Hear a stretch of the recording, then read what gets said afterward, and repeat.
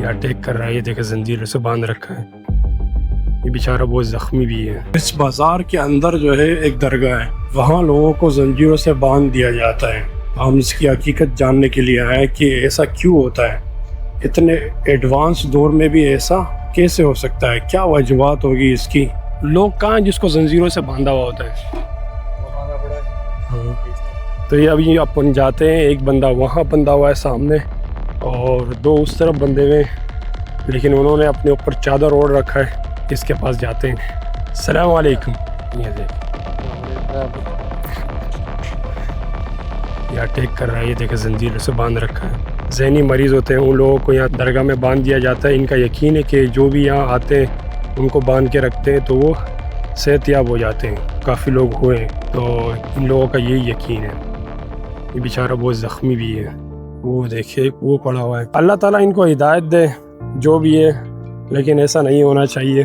یہ اتنے جو ہے نا لوگ اتنے آگے چلے گئے اور پھر بھی ان کا یہ حال ہے۔ بس ہر بندے کا اپنا ایک عقیدہ ہے۔ اچھا، یہاں کی ایک اور حقیقت سامنے آئی ہے جس سے ہم انجان تھے۔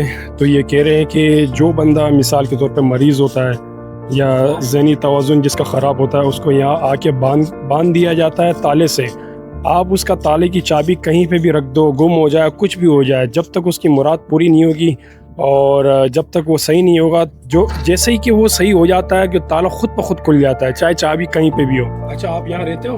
جی جی ہاں، یہیں کا رہائشی ہو؟ جی جی ہاں۔ تو یہ لوگوں کو زنجیروں سے باندھ رکھا ہے، اس کی کیا کہانی ہے؟ اصل کہانی کیا ہے؟ کچھ سمجھ میں نہیں آتا۔ تو ان کا جو کہانی ہے وہ تو ہمارے بڑوں سے بھی وہ ایسے کہا جائے کہ وہ آگے کی کہانی ہے۔